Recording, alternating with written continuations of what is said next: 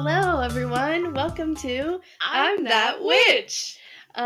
We are back again with an episode today brought to us by Maddy. I'm so excited to hear what you have. Well, I'm excited too because we're going to be speaking about La Voisin. And already I will need to apologize for my pronunciation. My apologies to all French people that may be listening. So we'll be speaking today about Catherine Voisin, better known as La Voisin alone, who was a fortune teller, sorcerer, and alleged commissioned poisoner in mid-17th century France. I love a good poison story. I love it so much. Then you're very much going to enjoy this one because she is very well known for this.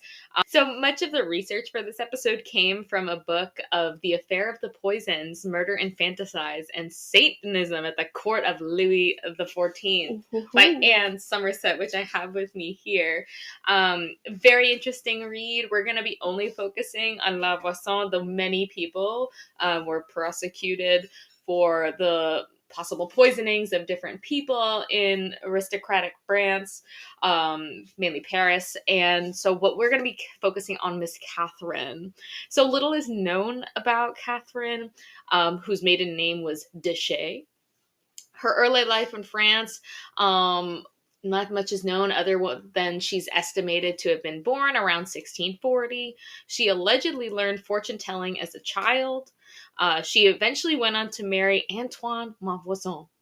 Antoine had at different times been a jeweler and a silk merchant, but his businesses had eventually all gone bankrupt. La Voisin had to support him and all of their shared children. At the time, she was an active midwife and became the breadwinner of the household. Yes. Very feminist of her.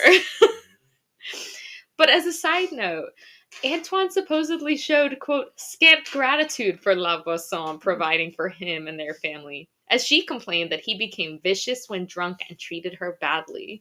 She never made a secret of the fact that she wanted to get rid of Antoine, and the standard form of polite greeting towards La Voisin later in life was to inquire whether her husband had died yet.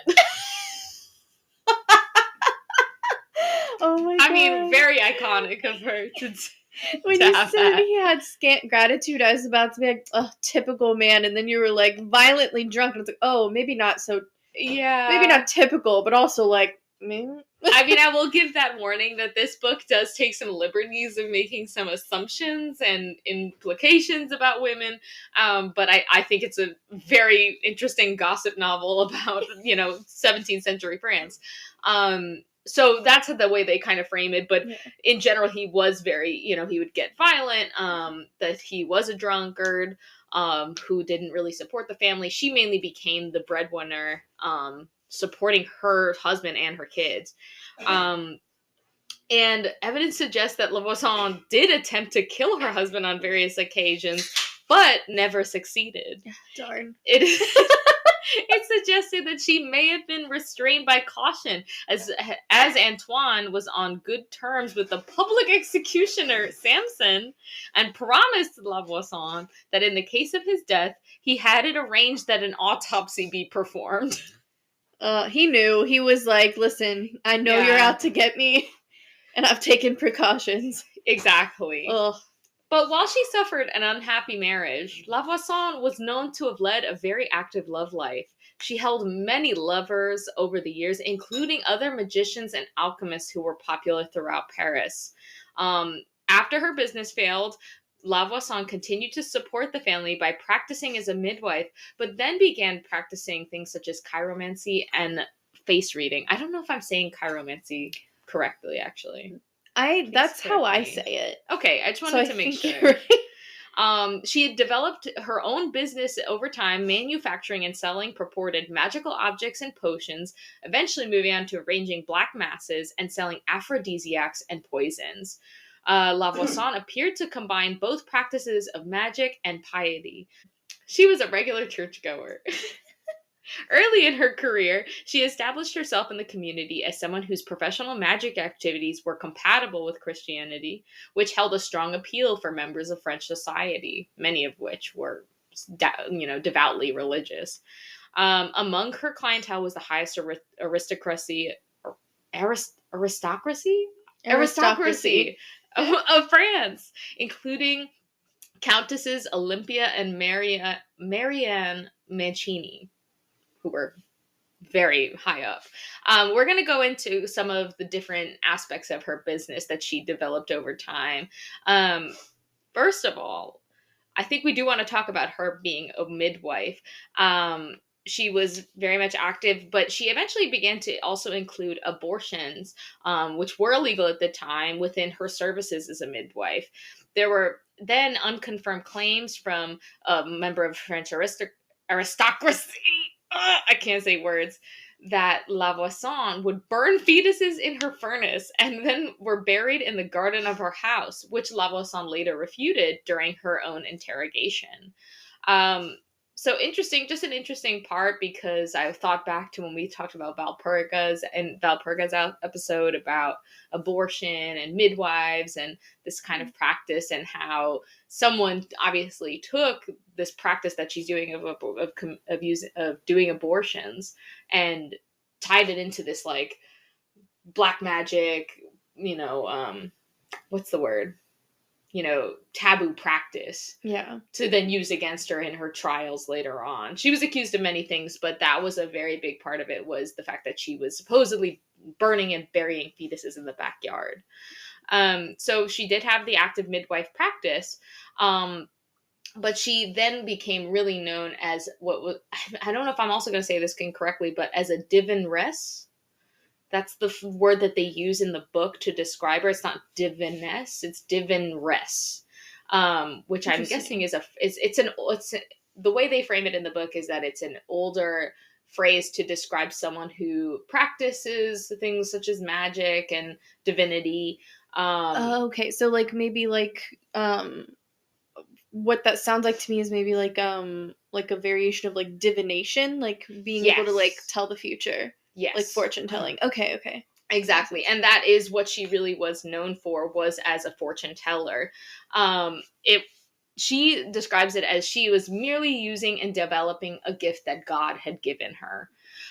She was supposedly taught the art of fortune telling at 9 years old, and she developed that art by studying the modern methods of physiology and the art of reading a client's future by studying their face and their hands.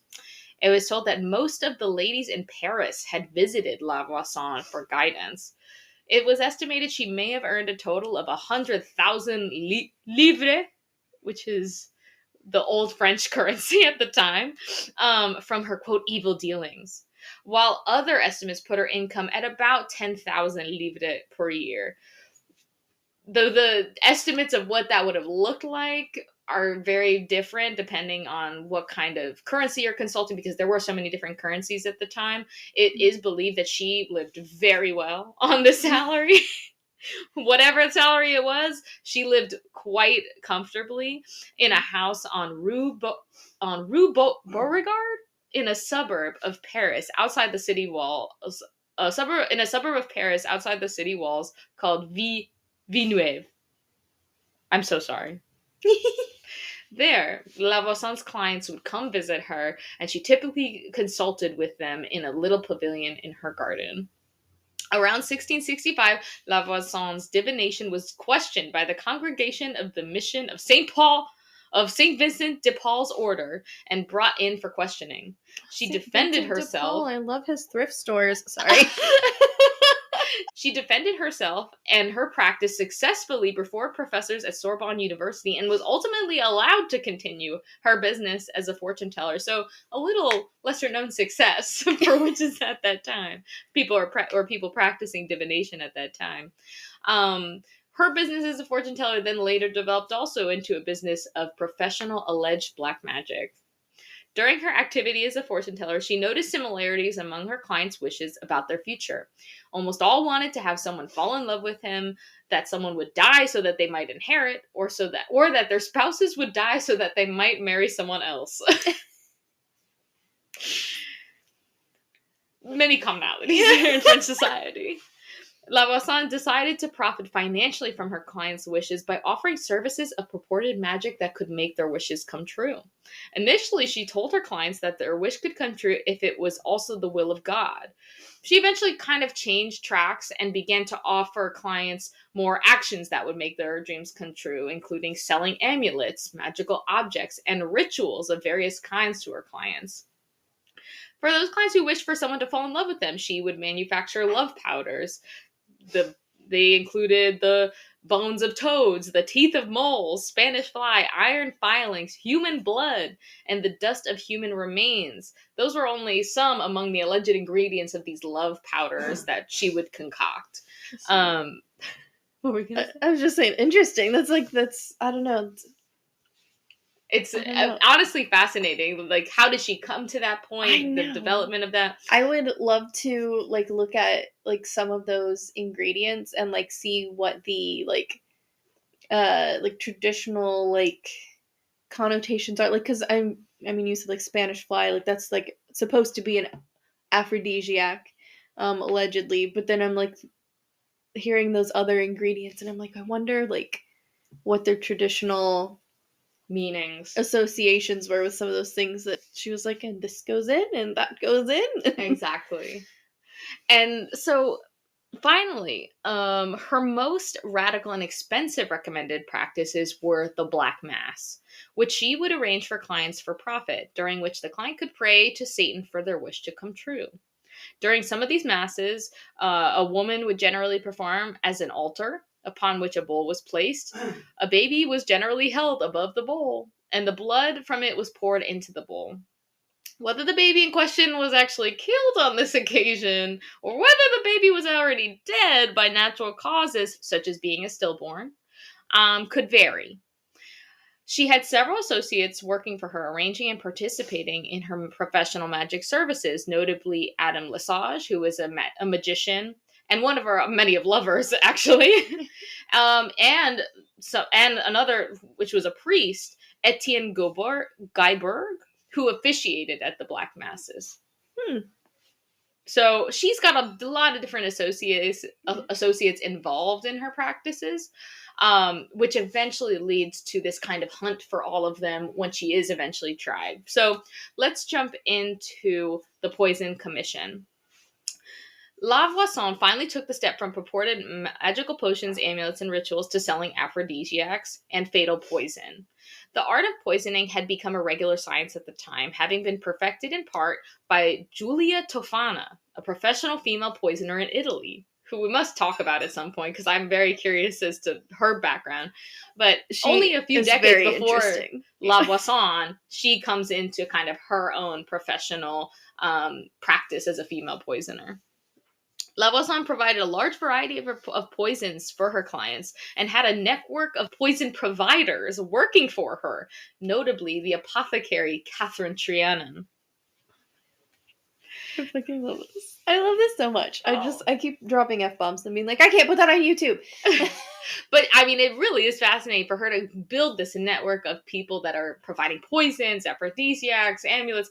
I mean, what a businesswoman. What an entrepreneur she was. Honestly, though, like, she, like, straight up had, like, a whole, like, underground network. Like, she had a, like, yeah.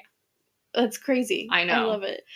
Okay, so, and then we move into a connection to Madame de Montespan. Montespan? Who knows? I don't. French people, presumably. I clearly don't. One of the most important clients of La Voisin was Madame de Montespan. Montespan was alleged to have hired La Voisin in 1667 to arrange a black mass.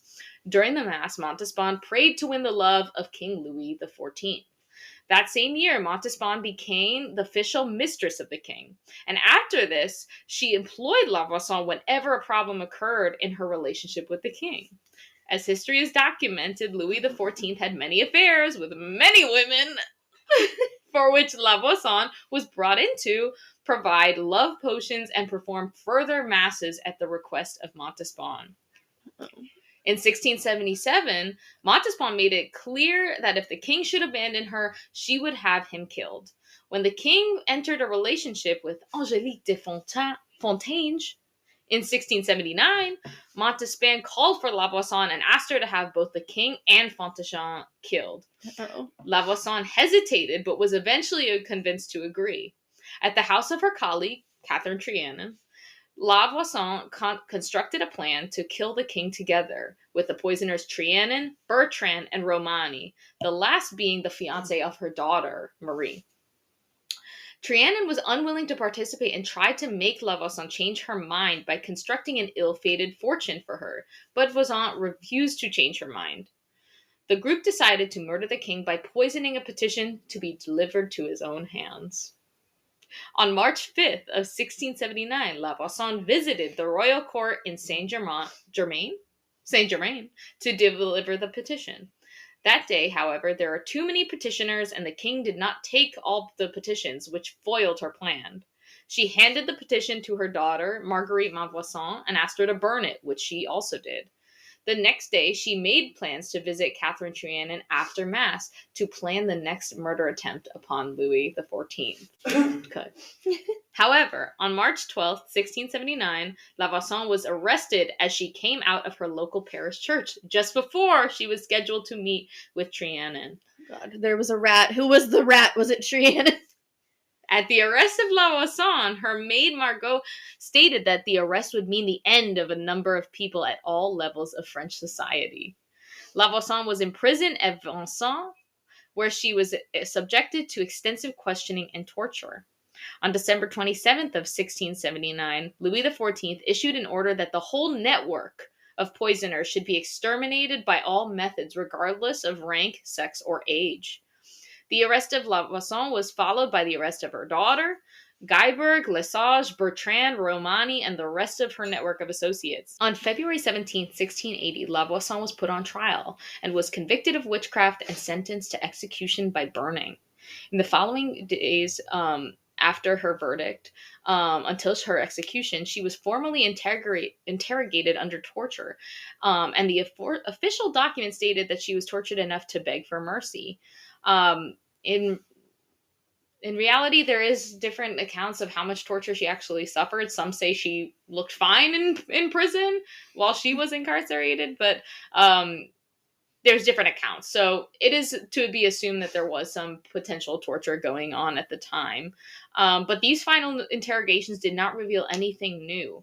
She did deny a lot of the claims, like we said, about her burning fetuses, to have knowing most people in the court, to have participated in poisonings. She was very much denying most of what was being alleged against her. It was, though, I will go back to the fact that we said she might not have been as tortured as we believe. It was noted she was able to drink a hearty supper and a great deal of wine, beginning to sing rude songs, ignoring suggestions from her guards that she immerse herself in prayer in advance of her execution. She's like, nah, might man. as well live it up. My last meal, my last drink. Truly, I think she was just enjoying herself. On February 22nd, 1680, La Voisin was transferred from Vincennes to the Bastille before being taken to the Place de Grève for execution. She was executed publicly in the Place de Grève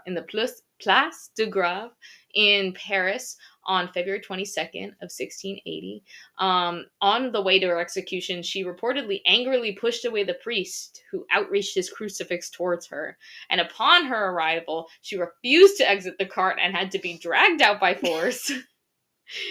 And after being fastened to the stake and began having straw heaped upon her, she kicked it away in desperation. I mean, this woman fought till the very end to avoid her execution. That was for sure. But she was eventually burned at the stake before a crowd. In July of that same year, her daughter, Marguerite, revealed her connection to Montespan, which was confirmed by the statements of others accused. This caused the monarch to have actually closed the investigation, seal all the testimonies, and place the remaining accused outside of the public justice system by imprisoning them under a lettre de cachet. These are letters were typically used to initiate and enforce imprisonment or judgment on an individual that could not be appealed. So the king had basically decided we need to put the kibosh on all this and shut everyone up. Gotcha, because he probably didn't want his inner workings of his like affairs and stuff out in the public then. Exactly. So Yeah. that was kind of the end at that point. People did remain to be imprisoned, and there's much more story after that, and I do encourage people to check out Somerset's book that we will link in the bio of this episode. It's very interesting, the kind of history after La Voisin's involvement. But what a fascinating woman. I think just a businesswoman. Yeah. Absolute entrepreneur. For sure. And honestly, like, so I have to say, when I'm like hoping the mic doesn't catch up that I just completely flipped myself over here, like a beached whale, um, on the couch. When you were saying like, oh, like she got involved, like, with this woman's love life, and then she became a mistress to the king, and then she like was basically and I'm feel bad I've already forgotten the Louis mistress's name that employed Labusan, but the fact that she was like, okay, like now you're like my personal person on call for all of my stuff with my like love affair with Louis. In my mind, immediately I'm like, that is dangerous enough in itself. Like the fact that he's the king, but also like to me, my brain immediately goes to like just like even like typical dudes when they're like with a girl and then like they find out like that their friends are in on all this, like if they get mad at like the girlfriend or whatever and they're like, and your friend's a snake too, I like if you call her right now and say like, wasn't I with you last night, like she'd lie for you, like that kind of thing. I don't know if that made any sense, but like my brain immediately went to like, you were meddling in this person's love life, and like I get it, I respect the hustle, but also like that's so dangerous because if he finds out you're meddling in his love life, he's the king and he has so much power. Exactly. I think that she almost flew a little too close to the sun by involving herself in such a high aristocracy. Yeah. And there wasn't even really any like plausible deniability of like oh yeah, no, I sold this person poison, but I didn't know who it was for. It's like she knew from the start that it was gonna be for the king, so yeah, I don't know. Yeah. So if you're gonna sell people poison, just tell them that you don't want to know why they're using it. You don't want to know what it's for. No, I'm just kidding. Don't poison people. Unfortunately, I can't advise you to do illegal things. Exactly. But I mean, just a fascinating woman, and her practice as well. The fact that they tried to nail everyone down and use them against each other as well, because they did arrest many of her associates and try to get them to testify against her, essentially, and to get other people arrested. It was that kind of finger pointing that makes this so notorious, because it seemed to reveal a network of all these poisoners throughout French society that, I mean, in reality, she definitely had a lot of more practices that were also very positive, it seemed like, in terms of the aphrodisiacs, these amulets, but she knew that there was it was a lucrative business to be involved in these poisoning commissions and black masses. Yeah. So I think she's got balance. She's got the balance on each side. She's got the range. She's got the range. Is exactly the right term for it, for sure. It's really interesting to me that, I mean, it makes sense that that once her association with Louis's mistress came about, that he would kind of be like, okay, we have to silence this, like, let's, but it makes me wonder, like